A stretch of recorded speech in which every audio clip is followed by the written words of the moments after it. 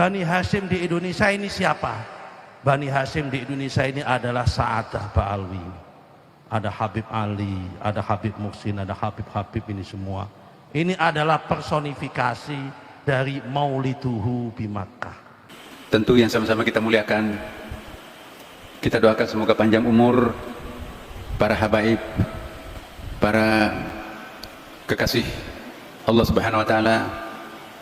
Insyaallah zuriatnya Rasulullah Muhammad sallallahu alaihi wasallam. Menteri Agama itu satu panggung itu dengan para habib dan mengatakan bahwa Habib itu turunan Nabi. Lo katanya udah sering ke luar negeri, kok otaknya masih kadrun kayak begitu sih? Nazaruddin Umar, Nusron Wahid itu ngomong juga itu, baru-baru ini kemarin videonya itu. Ahlul Bait itu ya ini Habib-Habib ini telak mencret itu. Nusron Wahid kan tahu siapa Ahlul Bait yang dimaksud oleh Rasulullah. Kenapa dia plesetkan? Keturunan Nabi ini Habib ini, loh dia kan tahu. Ini Nusron Wahid itu yang kemarin membiayai Rumel Abbas tuh, yang kemarin ditipu sama Rumel Abbas tuh. Saudara sekalian, ada video terbaru dari Gus Fuad yang memang kita ketahui Gus Fuad ini kalau berbicara tidak ada remnya, saudara sekalian, sangat-sangat berani. Di sini Gus Fuad nanti kita lihat akan menyinggung daripada pidato, penggalan pidato daripada menak kita. Lalu kemudian video terbaru dari Nusron Wahid yang terang-terangan menyatakan bahwasanya Ahlul Bait atau keturunan Nabi Muhammad SAW ini, para Habib ini, saudara sekalian. Dan Gus Fuad marah sekali dengan hal itu. Keselengkapnya mari kita sama-sama simak video berikut, silahkan. Sebenarnya siapa sih yang sesungguh-sungguhnya jahat pada Indonesia? Apakah saudara-saudara kita kelompok Tionghoa atau para Habib itu yang selalu ngompori umat Islam untuk jangan dekat-dekat, musuhilah kelompok Tionghoa.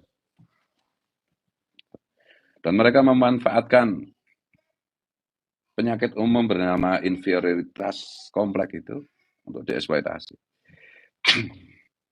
Kasarnya itu begini kalau misalnya secara sinis itu. Kalau kelompok Tionghoa itu karena fasilitas dan kerja keras mereka serta naluri bisnis mereka hari ini menguasai perekonomian Indonesia. Kalau para Habib itu dengan liciknya mereka merebut kepemimpinan spiritual, berusaha merebut kepemimpinan spiritual, berusaha mengklaim sejarah dengan cara membuat klaim-klaim sejarah yang palsu dan bersikap rasis kepada pribumi.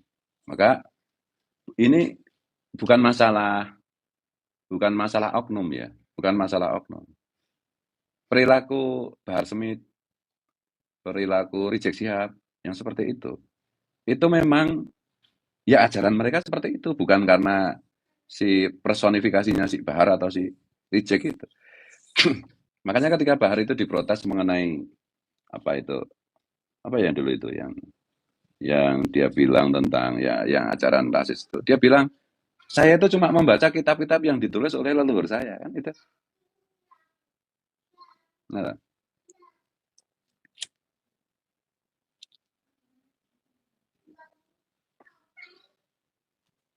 jadi ya tidak bisa kita mengatakan ini perilaku oknum, nggak bisa. Memang ajaran mereka itu begitu. Dan itu sudah banyak kan yang mengungkap itu. Ya Nur Ihya terutama. Soal-soal begini, Gus Aziz Jazuli, dan yang lain sudah banyak mengungkap mengenai kitab-kitab atau buku-buku yang ditulis oleh leluhur Pahlawi yang penuh rasis itu, yang penuh dengan kesombongan, keangkuhan, kecongkaan itu, yang bertentangan dengan ajaran Islam yang sebenarnya itu. Itu loh. Karena ada Habib Bocil ngomong satu Habib itu lebih mulia daripada satu Habib gila itu lebih mulia daripada 70 ulama ngalim yang bukan Habib. Itu bukan oknum, itu ajaran mereka. Ajaran kelompok mereka.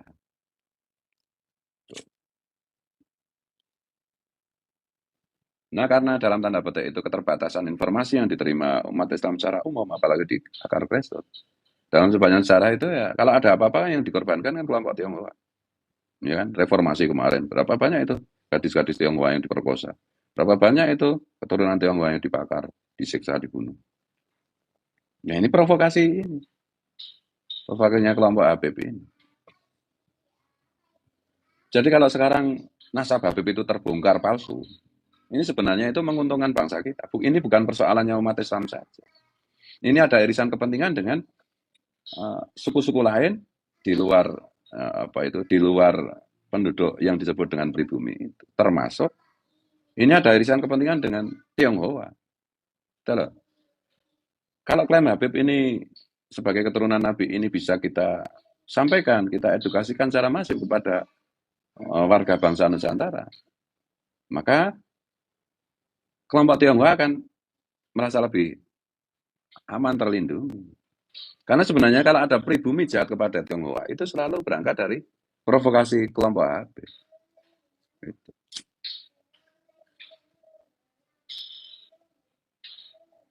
Nah sekarang kalau misalnya soal bahaya bagi ke Indonesia, ya jelas loh. Persoalan yang ada pada saudara-saudara kita keturunan Tionghoa itu adalah karena mereka terlalu mendominasi ekonomi. Lalu ketika mereka mau berbagi dan kebijakan pemerintah itu mendesain ekonomi Pancasila untuk pemerataan, maka selesai urusan. Tapi kalau soal Habib itu beda, kalau mereka mau ganti Pancasila, mereka khilafah, mereka sama lah dengan HTI, dengan ya FPI kan pendukung syariat Islam versi mereka yang ganas itu, yang sesat itu, pendukung khilafah, pendukung ISIS.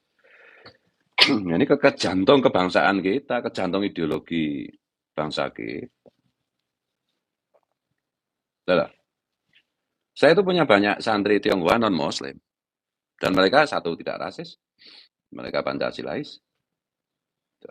Kalau ada keturunan Tionghoa yang jadi konglomerat yang jahat, seperti kasus pagar laut, itu benar-benar oknum.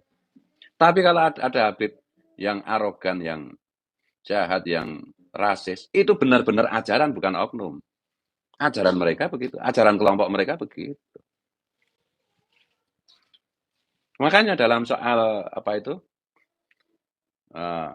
terbongkarnya nasab palsu para Habib ini, ya para Habib dan mukibulnya, itu menuduh bahwa kita-kita yang membongkar kepalsuan nasab Habib ini, membongkar sejarah kedatangan Habib dan yang lain-lain ini, dibiayai oleh asing. Ya masuk akal. Karena apa? Karena kebencian mereka kepada asing Tionghoa itu. Tapi wallahi tidak ada yang membiayai ini semua, yang biayai Allah Subhanahu wa taala. Apalagi Tionghoa enggak ada. Enggak ada. Kita itu pejuang kesetaraan.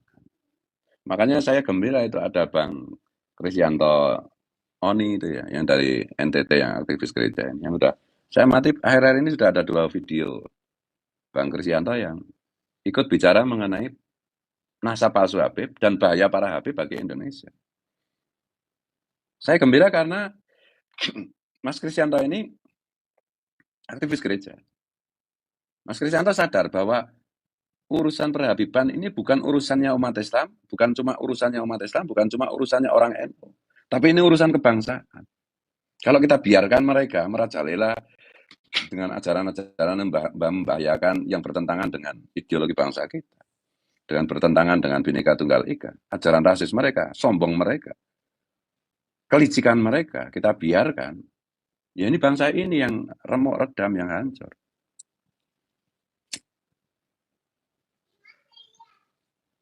Gitu.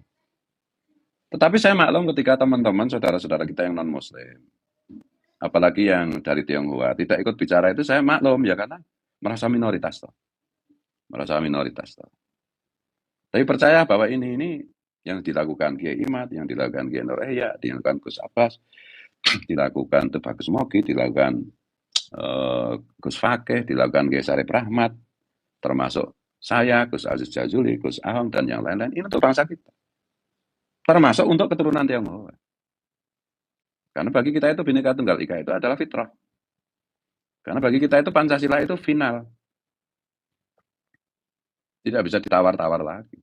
Karena bagi kita, orang-orang NU kultural ini, tafsir terbaik tentang Islam adalah Pancasila, adalah Bhinneka Tunggal Ika. Gitu. Sementara para Habib ini menawarkan tafsir Islam yang menghancurkan, yang sesat.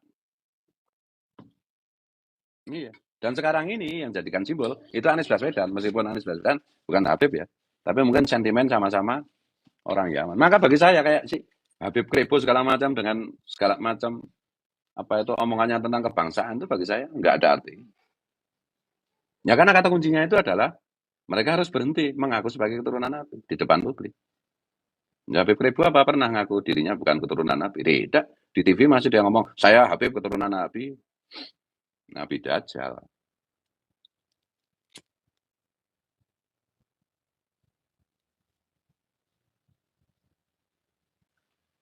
Jadi umat Islam harus cerdas, jangan mau diadu domba. Jangan mau diprovokasi.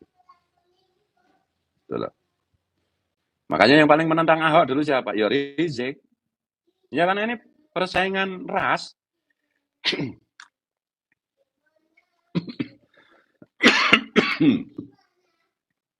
Apalagi kayak fakta sejarah kita itu bahwa eh, kita itu, saya belum tanya sama Mas Sugeng Sugiharto, sebenarnya bangsa Nusantara ini sudah berapa persen sih ya sudah eh, membawa darahnya Tionghoa. Nah, Wali Songo kan juga banyak yang Tionghoa. Sunan Kudus, Sunan Ngampel. Nah, saya itu ya berarti ya membawa darah Tionghoa. Ya, orang-orang NU ya banyak. Dan kita Islamnya itu bukan karena Habib, bukan dari Yaman, kita dari Persia gitu loh.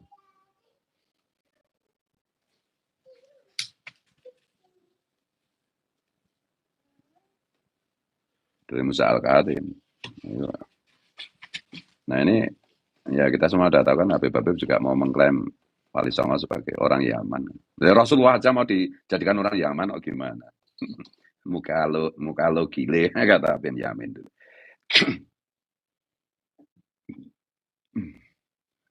Jadi itu seandainya secara apa ya, secara kasar gitu.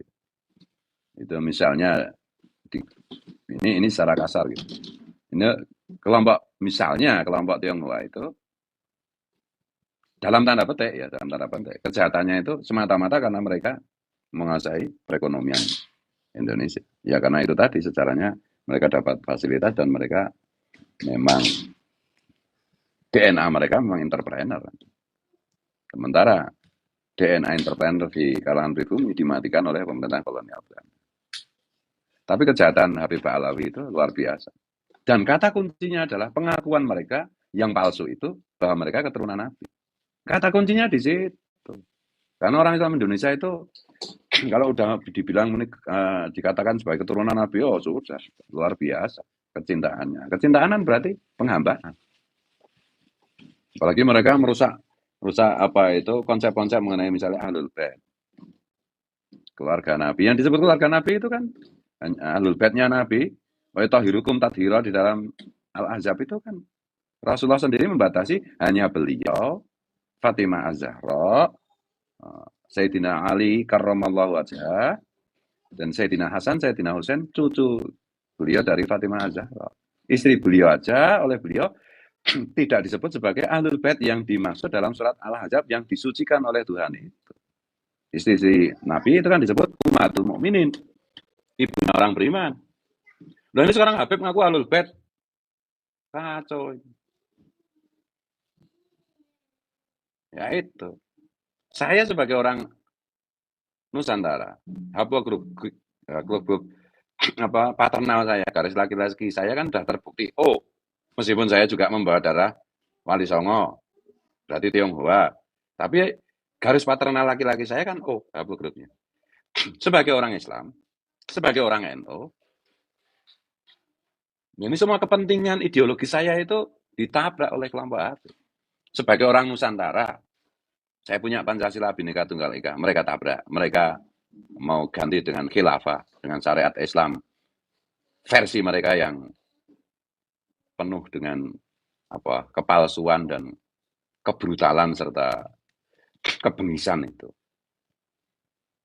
Ya, sebagai orang NU, saya berkewajiban menjaga tanah air, termasuk ideologinya, karena Mbah Hasyim berwasiat kubul waton minal iman.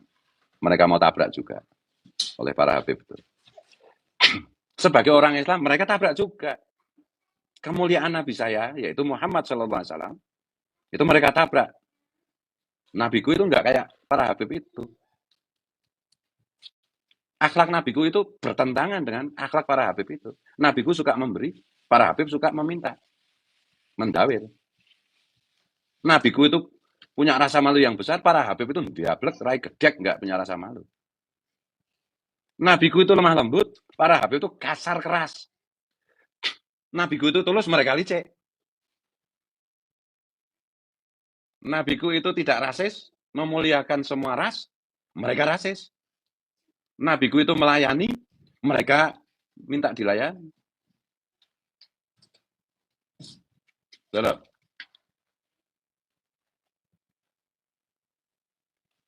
Nah, gitu.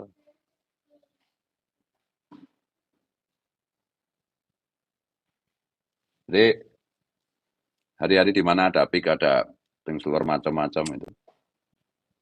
Saya tegaskan.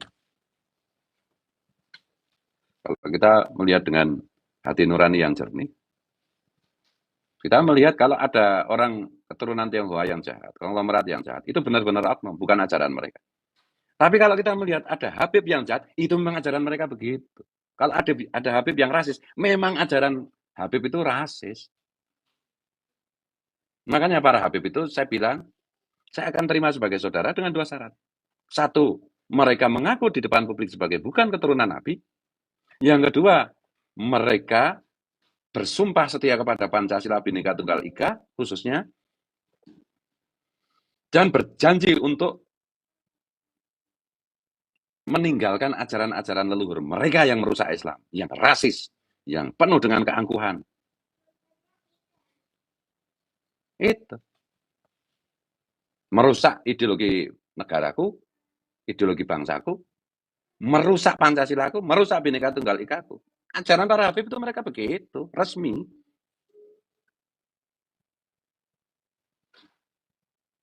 Itu 2 syaratnya itu. Ya ada itu Habib di Bandung itu. Tapi karena sejak kecil dia tidak bergaul dengan klan Habib, ya dia mengaku tes DNA, grupnya G. Kayaknya udah dipublish juga sama Mas Dr. Sugeng Sugiharto. Kemudian dia menentang ajaran resmi klan Habib Ba'alwi itu. Itu menjadi saudaraku. Berhenti melakukan kejahatan ideologis kepada bangsa dan negaraku. Berhenti memalsu sejarah bangsaku. Berhenti. Kalau nggak berhenti ya sampai kapanpun, sampai dimanapun saya akan kejar. Karena ini keyakinan. Karena ini kewajiban. Ya perkara ada kiai, ada menteri kayak si Nusron Wahid, apa si menteri agama yang masih husnudzon pada Habib, ya terserah, yang penjilat itu kayak begitu, pengecut itu kayak begitu. Ya kadrun mereka. Saya ragukan kepancasilaan mereka. Menteri agama sama Nusron itu. Ya makanya saya kemarin tuh puji-puji Nusron tuh. Nusron galak juga ya soal PIK ini. Terus jadi saya menghubungkan, oh iya ya, PIK itu menyangkut aguan ya, menyangkut si keturunan Tionghoa ya. Sementara Nusron kan budaknya Habib. Iya dah. Itu si menteri agama itu. Siapa itu namanya? Lupa, karena nggak penting sih. Kemarin itu di acara di Istiqlal yang diselenggarakan oleh Pada Suka TV, Kiai Sarip Rahmat. Kiai Sarip Rahmat itu bilang sama saya, ini wallahi ini menteri agama ada di ruang transit masjid, tapi nggak berani keluar ke masjid, ke apa itu, ruang acara, karena ada Gus Fuad. Benar apa enggak ini diklarifikasi? Orang yang takut dengan saya, orang yang takut bertemu dengan saya, takut sepanggung dengan saya, munafik itu. Patut diragukan ideologi kebangsaan.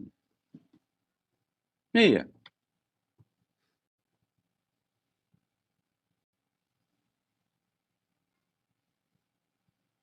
Tuh. Mari kita belajar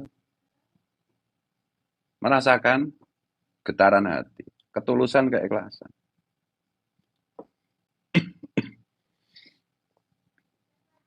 Sementara di minggu berikutnya itu si Menteri Agama itu satu panggung itu dengan para Habib.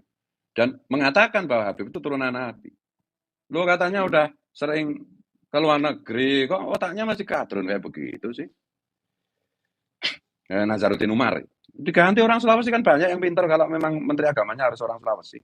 Kalau memang Menteri Agamanya harus orang NU, kan banyak orang NU yang nggak kadrun. Iya. Nusron Wahid itu ngomong juga itu. Baru-baru ini kemarin videonya itu. Ahlul Bait itu ya ini Habib-Habib ini telak mencret itu. Nusron Wahid kan tahu siapa Ahlul Bait yang dimaksud oleh Rasulullah. Kenapa dia plesetkan? Keturunan Nabi ini Habib ini. Loh dia kan tahu. Ini Nusron Wahid itu yang kemarin membiayai Rumel Abbas tuh, yang kemarin ditipu sama Rumel Abbas tuh. Itu Nusron Wahid tuh.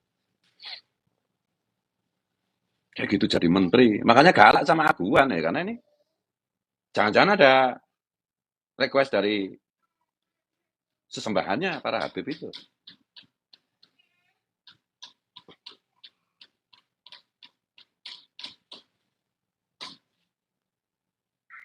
Ya, ini udah kemana-mana ya. Ya intinya begitulah.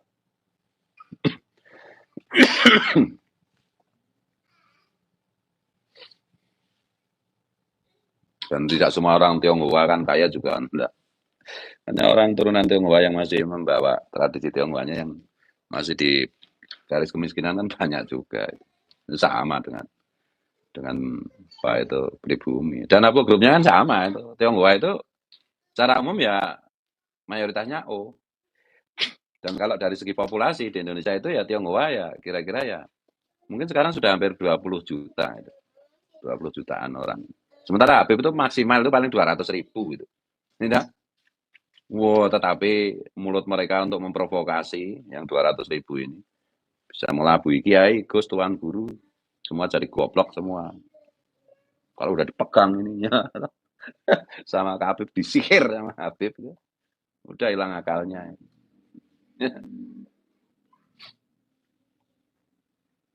Ya. Ya kalau ada salah, kalau ada keliru saya minta maaf, minta ampun, minta ridho. Oke, saudara sekalian, itu ya tadi panjang dan lebar dijelaskan oleh Gus Puat dan luar biasa. Dan ini menyangkut bagaimana antara Yaman ya atau orang Arab Yaman dengan Tionghoa. Nah, jadi kalau kita lihat dari penjelasan Gus Puat tadi ada benarnya juga saudara sekalian, di mana ketika para Tionghoa itu hanya menguasai perekonomi saudara sekalian. Hanya menguasai sebagian besar perekonomian yang ada di Indonesia, tapi tidak terlalu membahayakan daripada Pancasila kita, ideologi kita. Namun kalau para Habib ini kalau kita lihat saudara sekalian, mereka ingin mengubah Pancasila dengan ajaran mereka. Mereka ingin mengubah ajaran Islam dengan apa yang dicanangkan oleh nenek moyang mereka saudara sekalian. Justru ini lebih berbahaya saudara sekalian ini, karena ini menyangkut daripada ideologi kita. Dan yang kedua itu, jika Tionghoa itu ada yang jahat seperti di PIK 2 itu saudara sekalian, itu dimotori oleh salah satu keturunan Tionghoa, itu memang benar-benar oknum saudara sekalian. Karena Tionghoa ini memang jutaan banyaknya di Indonesia ini yang sudah bercampur dengan pribumi, menikah saudara sekalian. Namun mereka tidak terlalu daripada merugikan masyarakat. Bahkan memberikan pekerjaan untuk masyarakat, tidak memeras masyarakat saudara sekalian. Ya meskipun tidak semua Tionghoa itu kaya saudara sekalian. Namun kalau kita lihat para Habib ini, mereka berbicara seolah-olah mereka yang paling benar, mereka yang paling mulia. Haus akan pujian, haus akan sanjungan, kehormatan saudara sekalian. Dan mereka pendatang baru dan diperas rakyat pribumi saudara sekalian. Kita lihat banyak video-videonya saudara sekalian, para muhibbin yang bertaubat dan mengaku ada yang 200 juta, 100 juta berjualan dengan kedok berjualan mereka. Oknum Ba'alwi ini saudara sekalian, yang jubahnya seharga 100.000, 200.000, mereka jual dengan 5 juta saudara sekalian. Ini apa ini saudara sekalian? Oleh karena itu tadi kita lihat juga di akhir video Gus Puat sempat menyinggung daripada menak kita. Seharusnya Menteri Agama itu tidak ikut-ikutan dengan berbicara masalah seperti ini. saudara sekalian. Seharusnya dia di tengah-tengah. Kenapa? Karena polemik ini sudah beredar, saudara sekalian, sudah lama. Dan ini sudah menjadi diskursus. Ya, kalau kita lihat ya, itu tidak jauh lebih beda dengan Menteri Agama sebelumnya. Bahkan ini lebih parah, saudara sekalian. Kenapa? Karena menyangkut paut daripada kelangsungan dari NKRI kita. Ini Pak Habib kalau dibela sama seorang dari menteri pemerintahan, mereka mengelunjak, saudara sekalian. Lalu kemudian itu lagi Nusron Wahid, saudara sekalian. Ya, jelas-jelas dia tahu apa dia, saudara sekalian. Coba debat itu Menteri Agama sama Nusron Wahid berdua lawan Kiai Imad. Apakah mereka bisa mengacungkan argumen mereka, saudara sekalian? Ya, mungkin hanya itu saja yang bisa kita sampaikan. Sehat selalu untuk Gus Fuad Pleret ya, saudara sekalian. Mudah-mudahan video ini bermanfaat. Sekian, assalamualaikum warahmatullahi wabarakatuh.